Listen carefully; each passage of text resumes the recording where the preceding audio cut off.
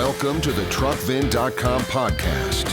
As America's foremost truck buyer, we keep you informed on all topics regarding the trucking industry. We work with industry leaders to provide valuable insight.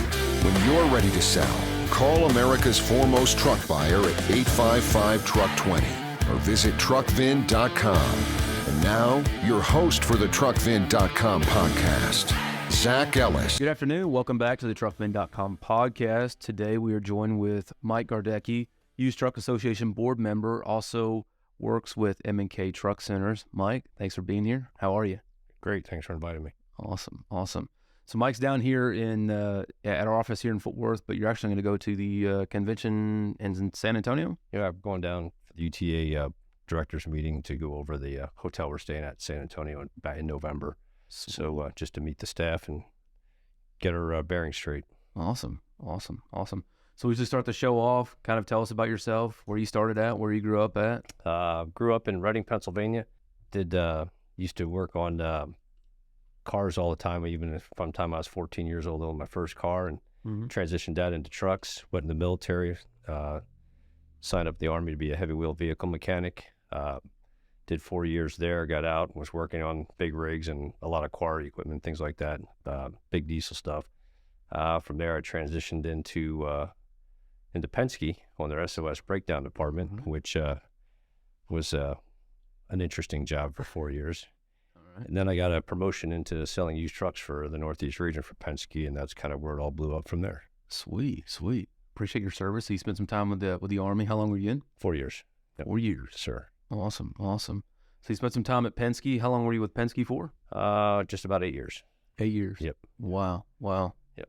So where'd you leave when you left Penske? Where'd you go to? So when I left Penske, basically what happened there is I was wholesaling to other dealers across the country, and I noticed how the interactions were with the dealers, and I kind of started really loving the wholesale transactions and things like that. So I went out to work for a dealer that was Bayshore Ford at the time down in Newcastle, Delaware, and spent about 2 years with them before partner and I opened up our own small place and went from there. Sweet. Bayshore Ford. I've seen that name before. Oh, they're still around, absolutely. Yep. Awesome. So you're obviously Used Truck Association probably keeps you busy, I'm sure. Obviously with what we do, buying from the public and remarketing back to our dealer partners, we've surely done some business in the past. This last year, just a little. yeah, just a little. So I guess for those that maybe are listening to this, I guess kind of explain exactly what the Used Truck Association is and some of our other dealer partners that may be listening, the value and benefits of being part of that. So the Used Truck Association is originally started with the idea was to basically get used truck dealers, and it was pretty much strictly dealers at the beginning, back in the late 90s, early 2000s, just to kind of have an association together and try to get discounts on, truck warranties and things like that as a group instead of everyone operating as individual. The first one I went to, I went to the second UTA convention, which was in Florida, and that started out with 77 people. Wow. Last November in Washington, D.C., we were up to about 1,600 that attended. Gee. So it grows, and now it involves a lot of, we have vendors there, a lot of new truck dealers there. Again, warranty companies are there. It's anyone who has to do with touching a used truck, from financial companies to warranty companies, you name it, everything. There are a lot of members. Yeah. All kind of come together and we all work together. So. Yeah, so we just joined it again this year. Just paid for our corporate membership. Awesome. It's good to be a part of it. Obviously, being able to have the connection with a lot of other dealers, I think it, adds the reputation behind it of, hey, we're a used truck member and you're kind of part of the group. But, I think we talked about earlier in the day this morning, we talked about some of the pricing stuff that not only we're seeing here, but, in 2022, believe it or not, Mike actually bought these trucks right here. That was one of the funnest deals that... I was looking at them on the wall. I'm like, yep, bought every one of those. Yeah. That was one of the funnest deals I ever did.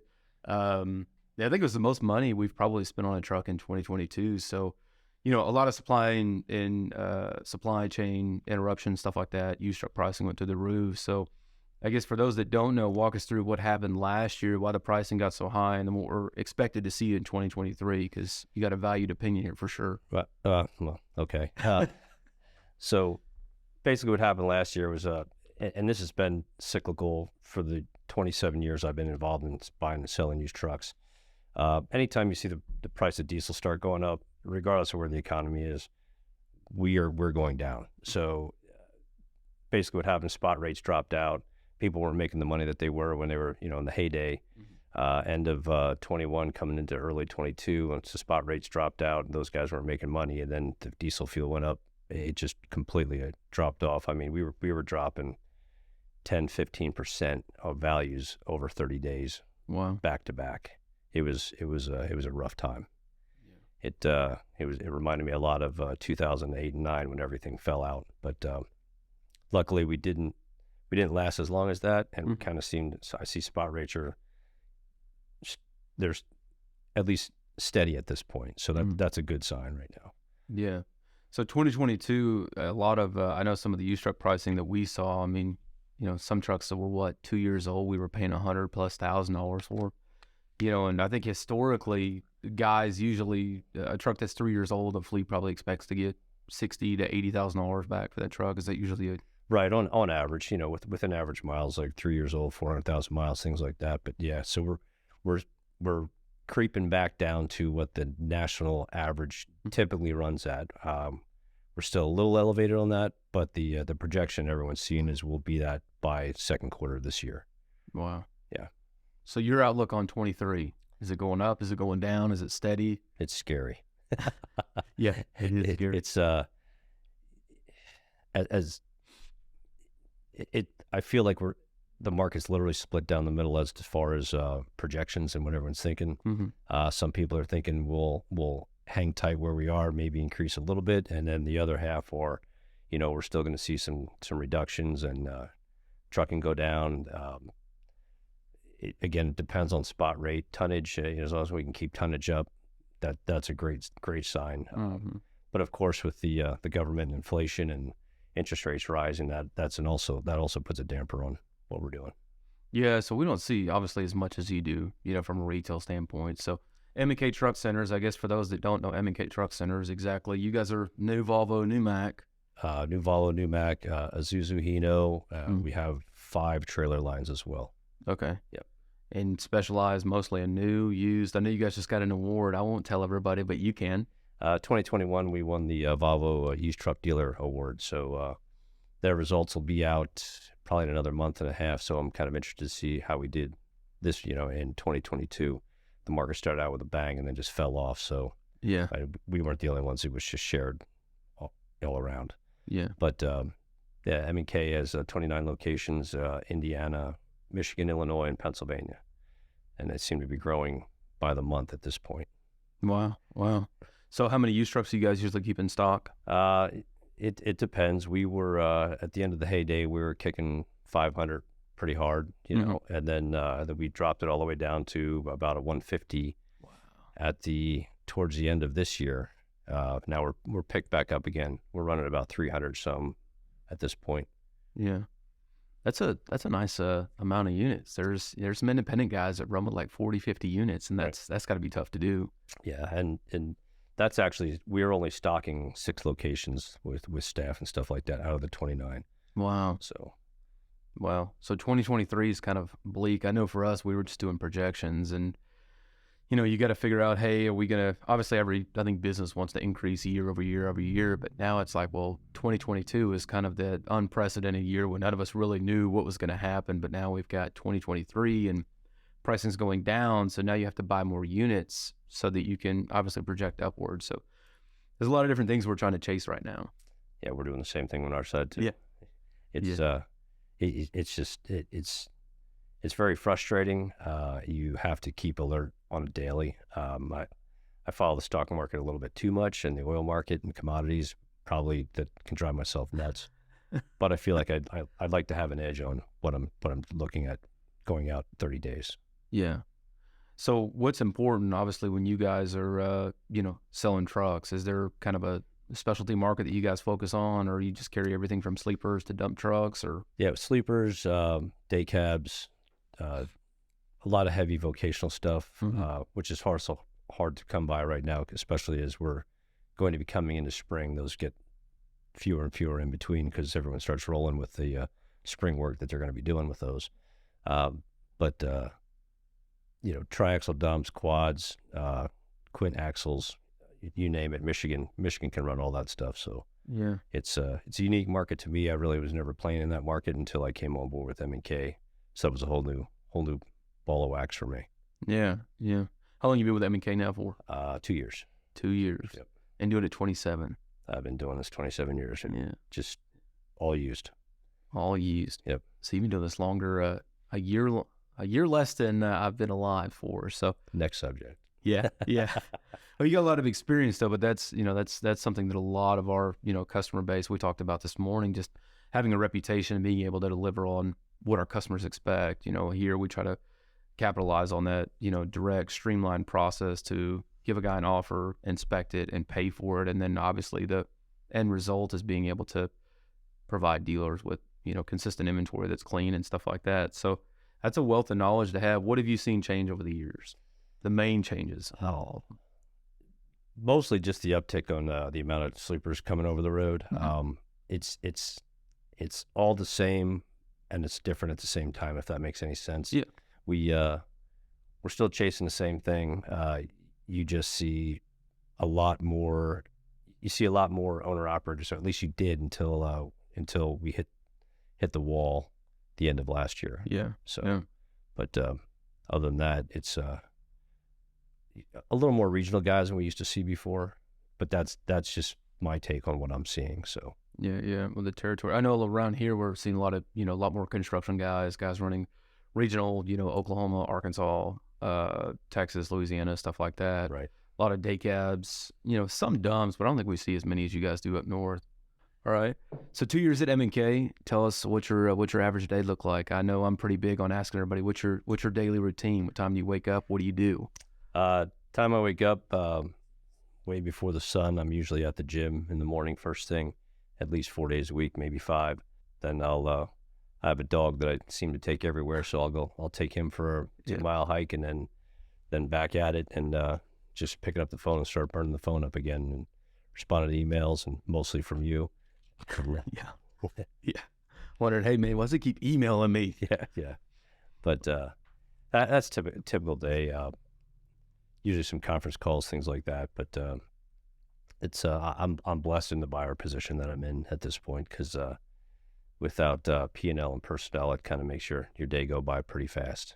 Yeah. My headaches are the only ones I create on my own at this point. Yeah, I wish I had that problem.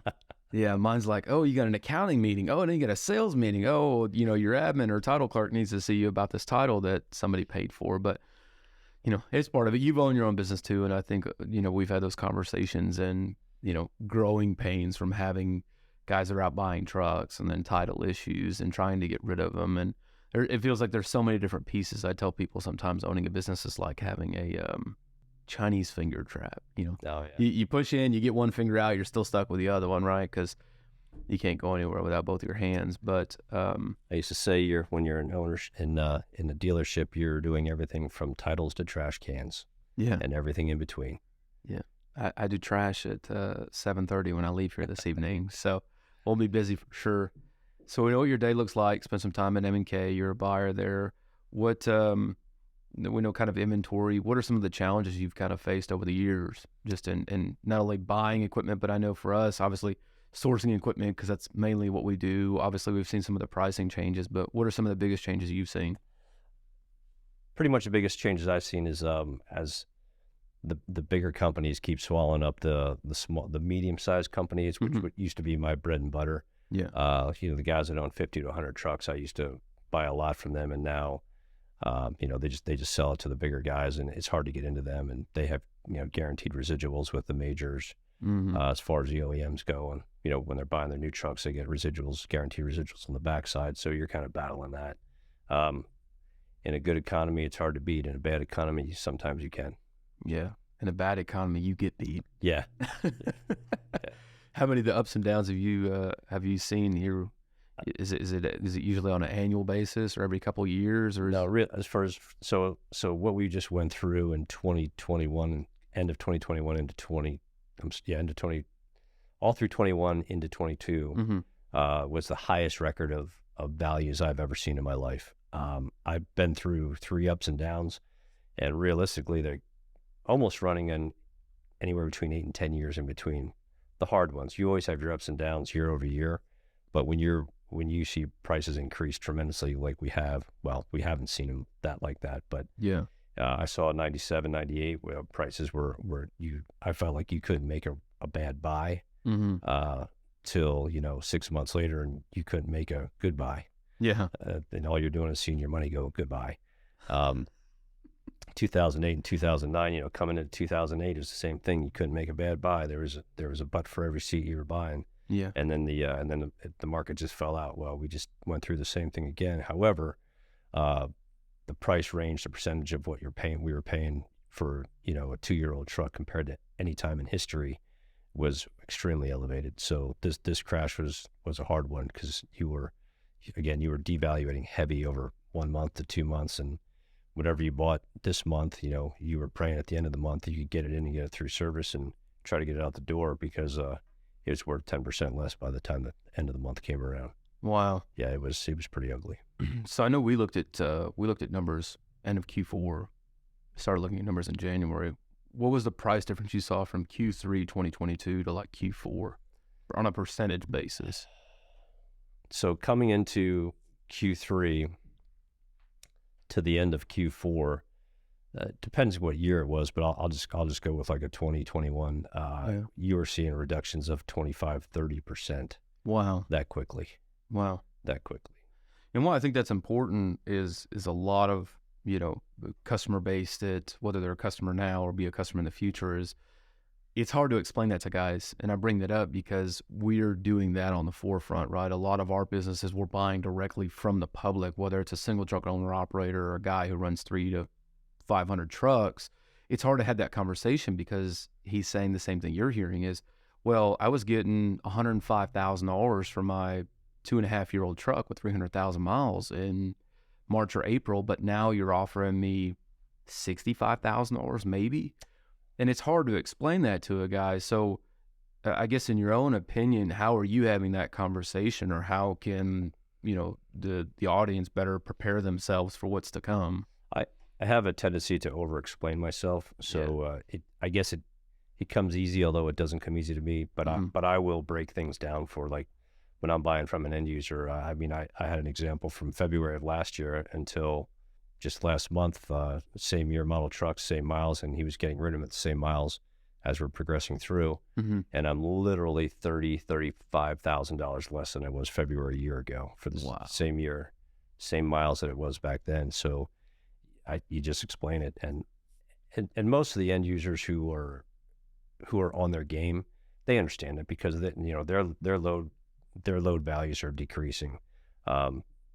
They understand that the market's falling out because their market's also falling off too. So nobody likes it. I don't like to talk about it. I don't like to have to explain it, but it's just a reality of the beast of what we're all playing in. Yeah. You got to make hay when the sun's shining. Sun just hasn't been shining that much. Yeah. Closing out last year. Yeah, it's been a constant rainstorm. Exactly. I think a lot of what we're telling our sales team here is you're buying commodities, right? You're buying a piece of equipment that valuation is going to go up and it's going to go down based on many factors, from supply and demand, from freight rates, fuel, insurance, a multitude of factors. And when it goes up and down, you have to learn how to have those conversations. And we're doing the same thing. Our average customer is probably a guy that runs 8 trucks. It's probably our average customer. And we're having to have that conversation and say, hey, do you understand the model of when you bought it new or when you bought it used? Do you understand how to depreciate out the asset? Do you understand that price goes down as more miles go on it? Some of these guys, it doesn't make sense to, but some of them, it does make sense. And they just say, hey, look, I can't sell it for that. But we're starting to see, unfortunately, some of the units come back, and banks are starting to see some of that trend. So that's why I asked, obviously being in your position with the Used Truck Association, you're seeing and meeting with a lot of the bigger dealers, the guys that make decisions, the guys that are going to see the mass quantity of that. So I'm excited to see what you hear on your meeting this week. Oh yeah, I'm excited to get down there and just I just want to get a feel for what everyone else is, what they're feeling. I'm pretty confident it's going to be the same as what we're all feeling. it's a bad thing, but it's good to hear that everyone's kind of on the same boat, whether it's good or, high or low. You basically get to check yourself. Yeah. Well, hopefully we don't all need a life raft after you get back. If it's bad news, don't call me. I was just gonna say, I just won't call you. Yeah. If I don't hear from you, I'll just know it's bad news. Yeah. Yeah. It's tough to project, but I think kind of looking forward, unfortunately, I think we'll see a lot more trades, just like you talked about. A lot of the bigger companies seem like they're dumping trades. With the network that you have, obviously as a growing company, I'm trying to network out more and more and more. What are some of the things that you feel like are important this year moving forward for maybe somebody who wants to either A, get out of the trucking business, B, trade in units, C, buy new units?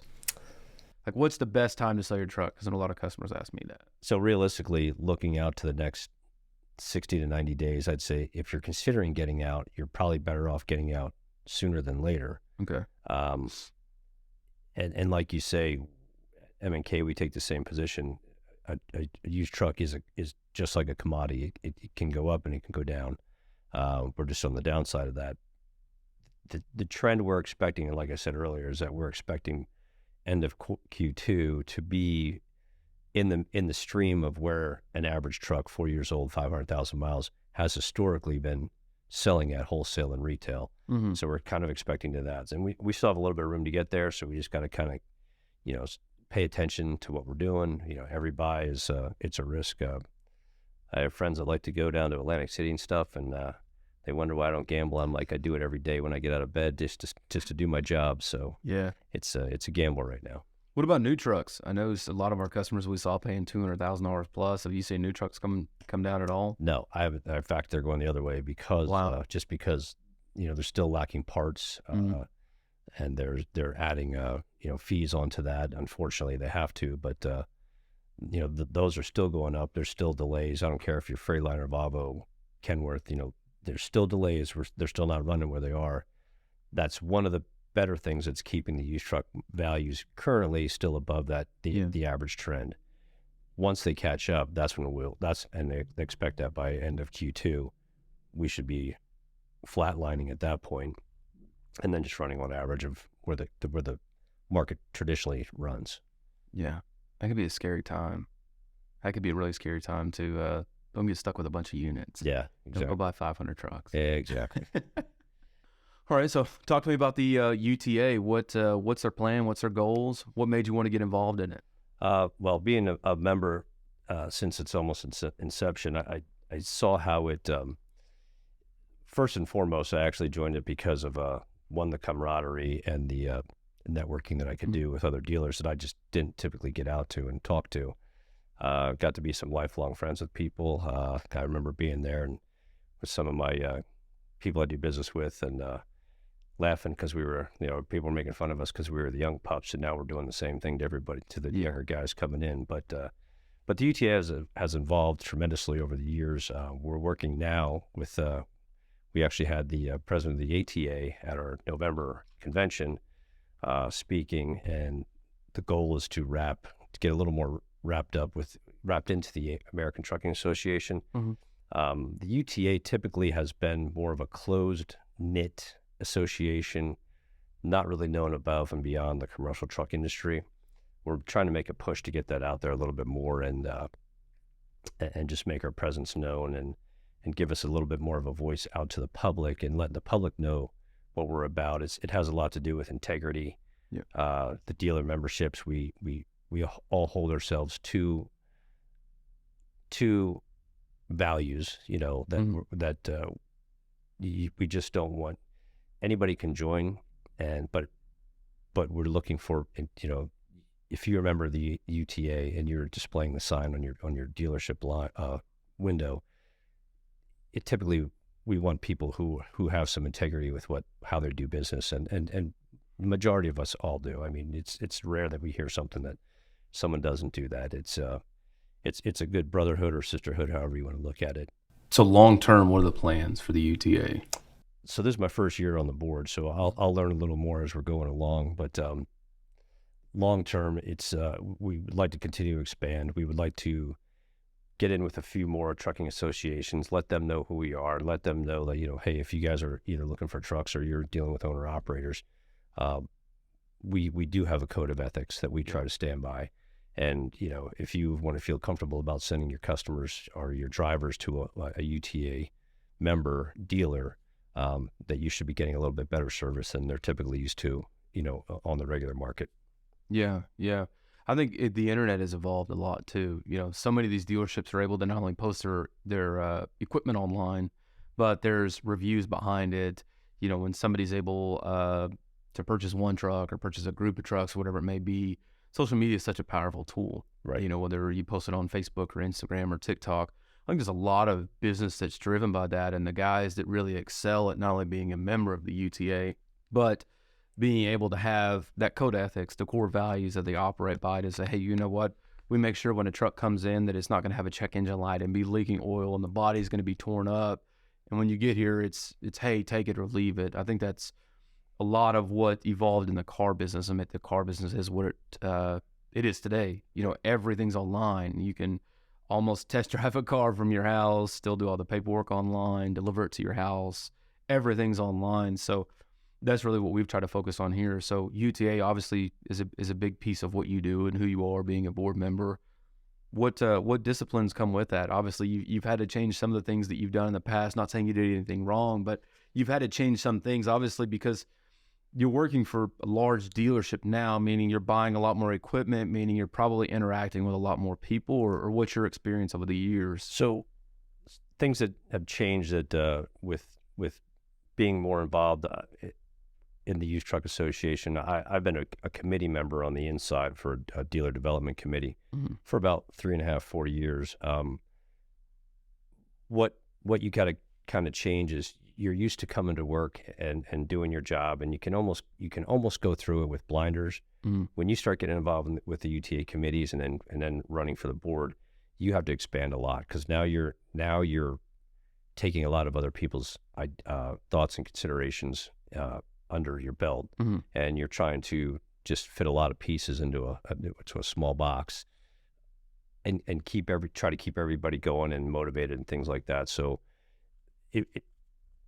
especially now being on the board, there is a good amount of time that I will be putting into it this year. I'll be also launching my own committee for the straight truck committee as well. Wow. And also being involved in the dealer development committee. So it takes a lot of your time, but I feel it's very much worth it, because as I was helped in the UTA when I was younger, I'm trying to give that back now to other dealers and people and individuals who are members on that, just through experience. And you just try to set boundaries where you can just say, hey, stay within these, because realistically in this industry and any industry, all you've got is your reputation. And when you're in a sales and marketing industry, you tarnish that reputation. It takes one bad thing for someone to tell 10 people. It takes 10 good things to make one person say something positive about you. Yeah. So you just have to keep within your parameters and do what you can to help everybody out. Yeah. That's good to be able to give back, though, especially starting it very young, be able to give back as time goes on, because I think there's a lot more independent dealers than there were in the past.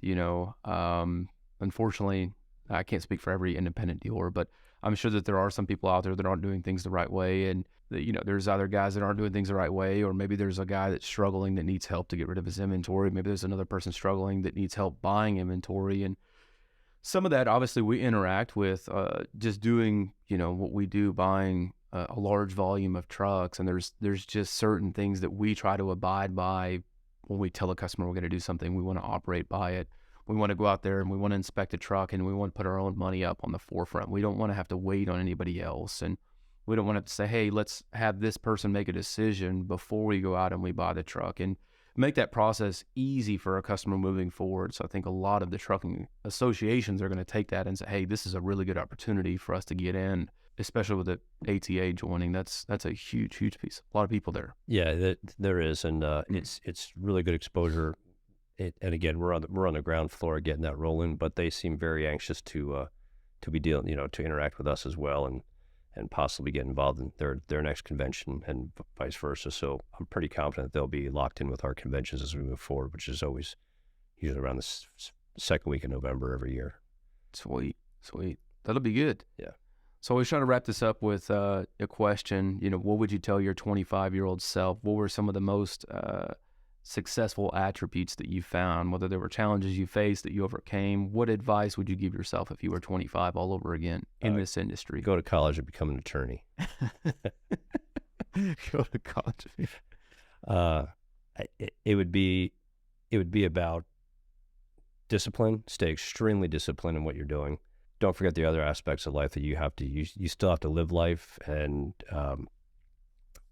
do things that you enjoy to do. But your disciplines, I was told by one of my mentors when I first came leaving Penske to go out to work in the dealer side. Yeah. Penske was a little easier. You had people calling you for trucks all the time. You go on the outside, now you're going out to find trucks. And he said one thing to me that will stick in my head forever. He said, Mike, just remember, he goes, pigs get fat, but hogs get slaughtered. Don't ever be a hog. Meaning, don't overstep your bounds to hurt somebody just for your personal benefit. I would pretty much back that up with telling somebody, a younger 25-year-old guy myself, just do your due diligence. Your due diligence will get you way further ahead than trying to take shortcuts. And due diligence typically is a pain. That's all the stuff you do in the background to get your sales and marketing going. But the sooner you get that moving, the sooner you're going to be moving forward. Yeah.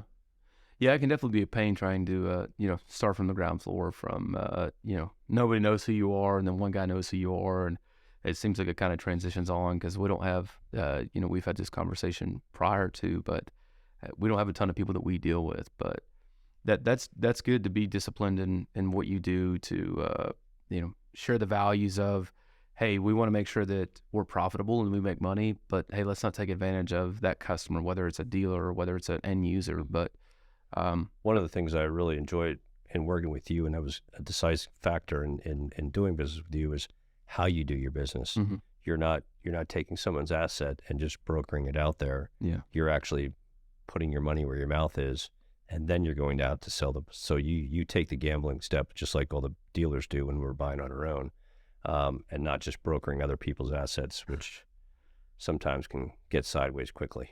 Yeah. Yeah, there's nothing worse than a piece of equipment that you think you have bought, and then all of a sudden the deal falls apart. So, yeah, I learned that early on, much like, your mentor told you was, I had a guy tell me, I don't remember the exact saying, but it was basically like, hey, don't be afraid to go out there and put your money on the line, right? It's only money. You're going to make money and you're going to lose money, but it just with that, we don't work with a ton of people. We are very big on, we don't buy a truck from every single customer that calls in here. So the advice to look back and obviously tell myself in my young age is be able to display a product and a process that we can deliver on, but have a core foundation of customers that we can remarket our equipment to on a consistent basis that trust us and value us, because there's nothing worse than a guy that goes out and spends a bunch of money, whether you're doing it in the trucking industry or anywhere, to buy a bunch of inventory, whether you're buying cell phones, water bottles, whatever it is, you're putting up all this capital to go buy these commodities,